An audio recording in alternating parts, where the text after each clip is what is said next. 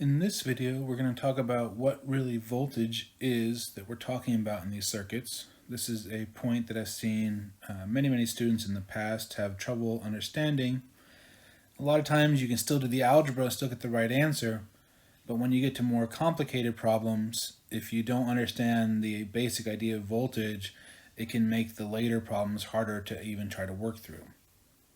And so before we get into really voltage, which voltage is another way of saying the electric potential, let's go ahead and talk about gravitational potential. It's going to be our analogy here.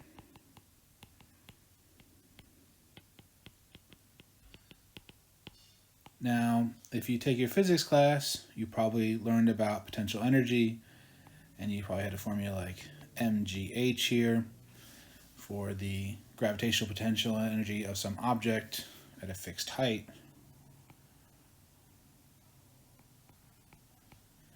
Where m is the mass of the object, g is the acceleration due to gravity, and h is the height here. Now, what is this potential energy in the first place? Well, the idea is if you take this object and you let it go at this height, what's going to happen? Well, it's going to fall downwards here. And as it falls downwards, it's going to start speeding up. And the thing is, well, okay, if we keep speeding up, then it's going to have kinetic energy. And when you were holding the ball up in the air, it didn't have any kinetic energy, it was staying still. But energy can't just be created here, so what's going on? Where is that energy coming from? And what's happening again is you're converting this thing we call potential energy into kinetic energy, and that's where it came from. So potential energy is a way of measuring how much, in some case, energy is stored here by the fact that it's been moved up through gravity, and it's measuring how much it's going to be able to convert into kinetic energy as it drops down. Now, if you were to go ahead and say, let's take the potential energy and normalize it in some sense, divide it by the mass there so that, we can get some sort of a fixed number or fixed relationship here so that if you have a bigger mass or a smaller mass, as long as in the same place, what kind of relationship will we have here? That's just your GH. This no longer depends on the mass here, and this would be your potential rather than potential energy. So we had energy divided by mass, it would be something like joules per kilogram.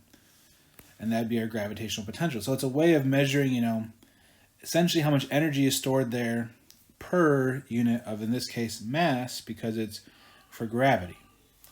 Now, in electric potential here, what we have is, we have a positive charge and a negative charge, and what's going to happen is that negative charge is going to want to, say fall towards a positive charge. And so there's going to be, again, if they were held in place there, and let's say we hold this completely permanent right here, and we were holding the negative charge away from it, and then we were to let it go, again, it's going to start speeding up towards the positive charge. It's going to gain kinetic energy. That kinetic energy had to come from somewhere. That's going to be the potential here.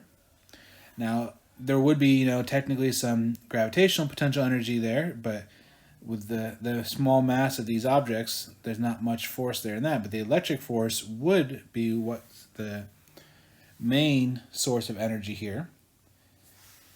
And so we're going on here, we're having it travel towards the positive side here, so we want to find a way of measuring it. And once again, we're going to take this potential energy, instead of dividing it by the mass to normalize it, we're going to divide by the charge here, and that's our electric potential or our voltage.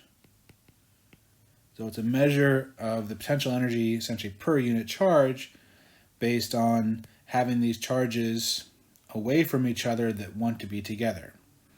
Or if you want to, you can say you have charges that want to be apart, say two negatives, and you could talk about things like that. But right now, at least, we're talking about, a negative charge trying to get to a positive charge and what the potential energy is.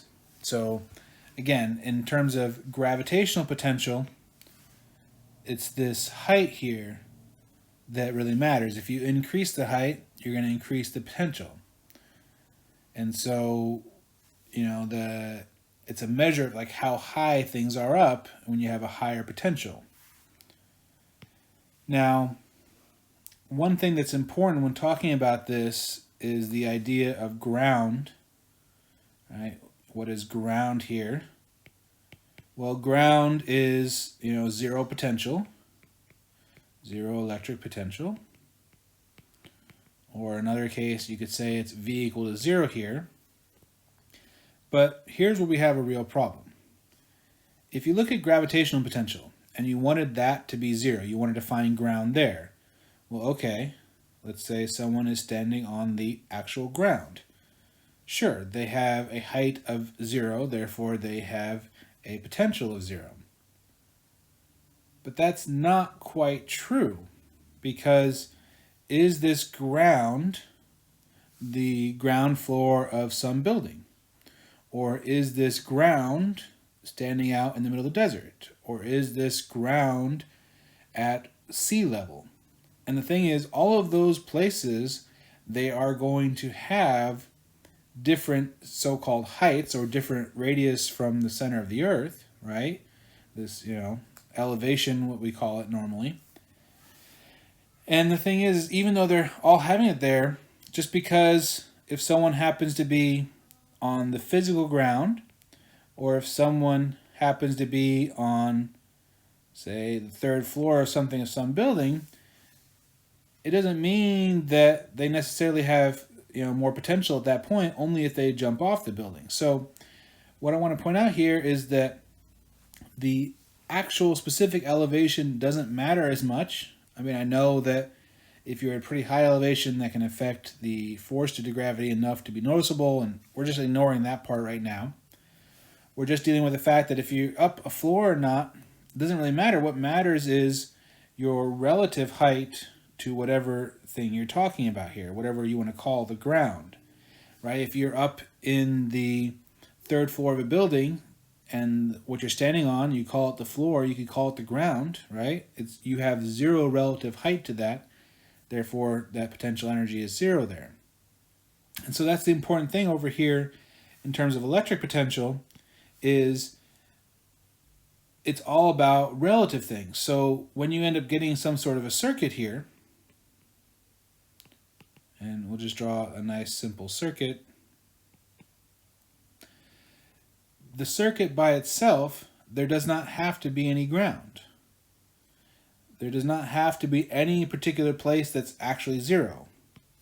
It's possible that if you were to measure this compared to, physical ground, maybe this is at 100 volts.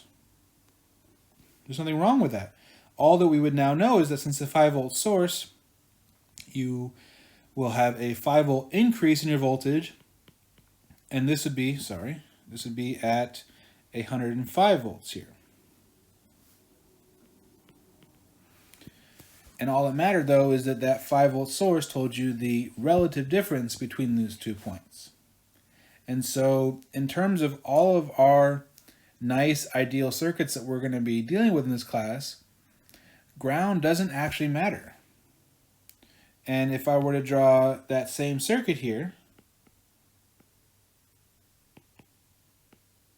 and now this point, instead of it being 105 volts, what if that is actual physical ground? It's at 0 volts.